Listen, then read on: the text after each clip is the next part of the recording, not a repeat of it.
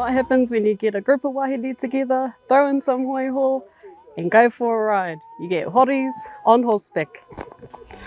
As part of Wahine Wellness Week, Hotties on Horseback, led by Kairajus from the local in Tikitiki, gave wahine the chance to step outside their comfort zones.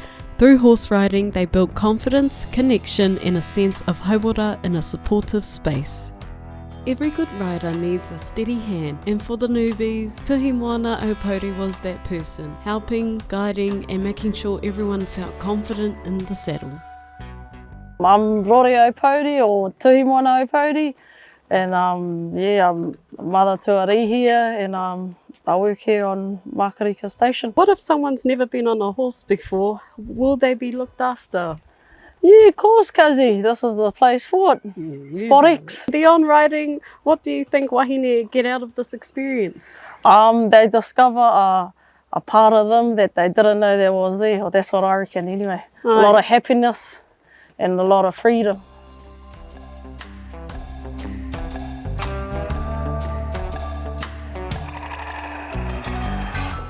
The experience level of riders varied from experienced riders down to newbies, like Kelly Reedy, back for round 3, just here for the good vibes and the ride.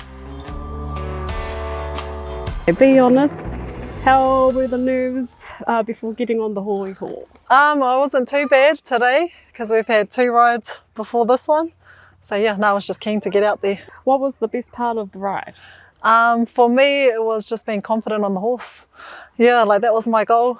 Getting out here was just to feel comfortable and safe on the horse, and I felt that. And to be amongst the crew. Yeah. Did anything surprise you about the experience today? We had the climb, the little steep climb, and that gave me a little fright, but that was awesome.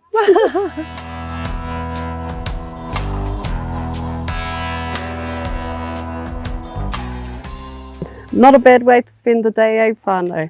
Wahine Hauora Week is coming to an end, and for these women, it was getting out there, trying new things and getting on the hoiho.